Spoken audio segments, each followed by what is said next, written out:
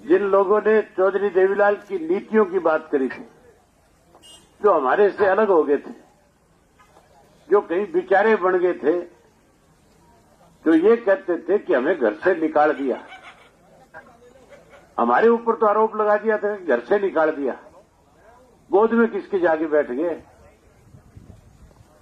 अगर हमने घर से निकाला तो बीजेपी की गोद में तो नहीं बैठना चाहिए था। जो बीजेपी किसान की दुश्मन थी, जिस बीजेपी ने किसान को मारने के लिए 3 काले कानून बनाए, ये तो उस बीजेपी की गोद में इसलिए बैठ गए कि इनको केवल लालच राज का था। अगर ये हमारे साथ रहते तो आपका राज बन गया था कि नहीं बन गया था? राज बन जाता तो डिप्टी चीफ मिनिस्टर तो मैं ही बना देता या नहीं बना देता। लेकिन इनको विश्वास नहीं था, ये बेईमान थे। ये तो ये कहते थे हमें 15 साल हो गए राज से बाहर, अब हम ज्यादा दिन बाहर नहीं रह सकते। अब राज में तो चले गए, अब आम आदमी क्या कहता है इनके बारे में? आम आदमी ये कहता है कि नहीं ये लुटेरे हैं? ये कहते हैं कि नहीं कहते कमीशन खाने वाले लोग हैं, ये किसान के दुश्मन है। अब तो जो पहले मेरी काटा करते थारी काटने लग गया। मेरा कहने का मतलब है तुम इस सरकार को बदलना चाहते हो और हमेशा चौटाला साहब के, चौधरी देवीलाल के समर्थक रहे हो। चौटाला साहब ने आपके लिए विशेष रूप से 3 बातें कही है। आज की सरकार तो बुजुर्गों की पेंशन काट रही है, गरीब का पीड़ा कार्ड काट रही है।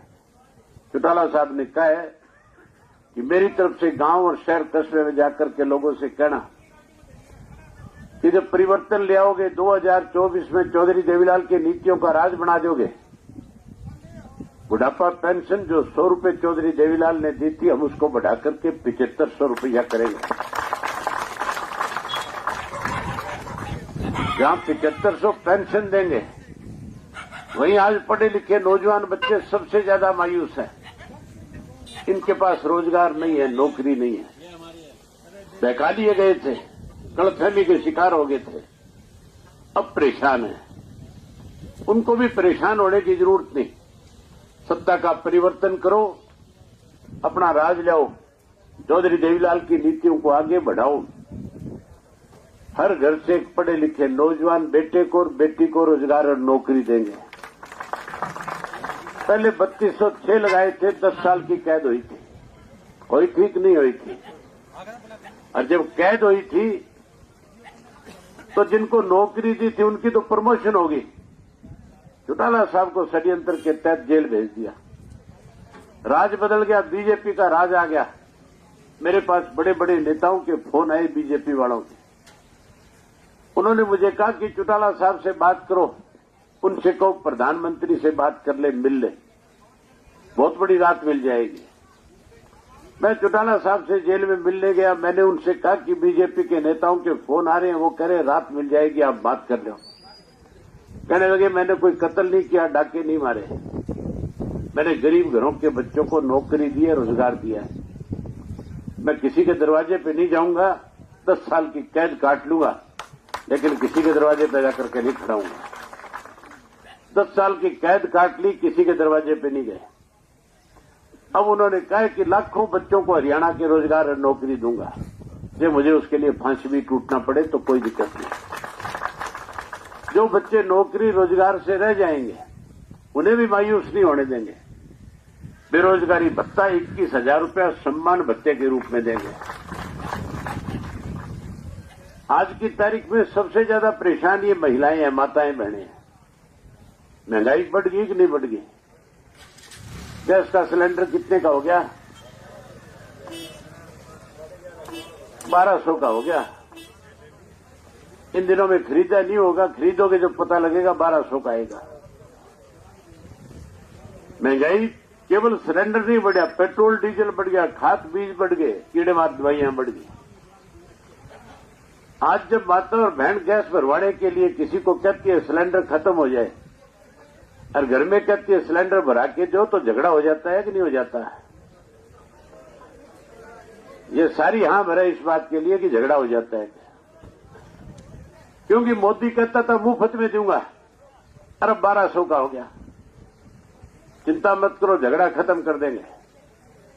हर घर में एक गैस का सिलेंडर परिवर्तन आने के बाद मुफ्त में आपके पास पहुंचाएंगे।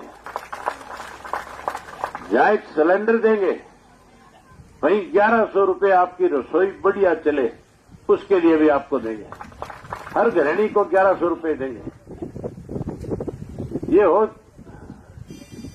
ना तो झूठा चौधरी देवीलाल ने किया और ना झूठा हम करके जाएंगे आपसे। वोट आपका, आपकी मर्जी है, जिसको मर्जी देना। लेकिन अब तक जो बात लोगों के बीच में कही है, हर हालत में उस बात को पूरा किया है। आपने देखा होगा विधानसभा में 90 विधायक हैं। अपोजिशन तो सही मायने में कांग्रेस है, सबसे ज्यादा कांग्रेस के हैं। सरकार के खिलाफ लड़ाई तो कांग्रेस को लड़नी चाहिए, लेकिन कांग्रेस तो लड़ाई लड़ने की बजाय सरकार का समर्थन करते हैं। लड़ाई तो केवल मैं अकेला एक हूं जो लड़ता हूं तुम्हारी।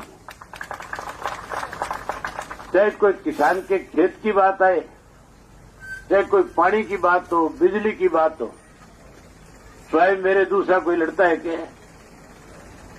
और मैं जब तुम्हारी लड़ाई लड़ता हूं तो सरकार में बैठे लोग जो है परेशान हो जाते हैं और फिर उस ज्ञानचंद गुप्ता को, स्पीकर को कहते हैं बोले इसने बाहर काट देगा। कहते हैं कि नहीं कहते? सारे देखते हो। ये परिवर्तन कैसे आएगा, इसके लिए आपको एक काम करना पड़ेगा। कोई लड़ाई नहीं लड़ने की जरूरत, कोई संघर्ष करने की जरूरत नहीं। सुबह सवेरे उठ के अपने से बड़ों को राम राम करते हो कि नहीं करते हो? सबकी इज्जत करते हो, सबको राम राम करते हो। अब सुबह उठ के जहां राम राम करो वहां ये भी कहो परिवर्तन करो। क्या कहोगे? परिवर्तन करो। अर्जुन सा कोई ज्यादा आज भी अपने आप को कांग्रेसी बड़ा समझता है। जो कोई सरकार के लालच में बीजेपी जेजेपी में बैठे है, उसको 3-4 बारी को परिवर्तन करो, परिवर्तन करो, परिवर्तन करो। दिन में 50-100 बारी को, ताकि जब शाम को घर न बढ़े तो घर में चाय का कहने की बजाय कहता बड़ा परिवर्तन करो, परिवर्तन करो, परिवर्तन करो।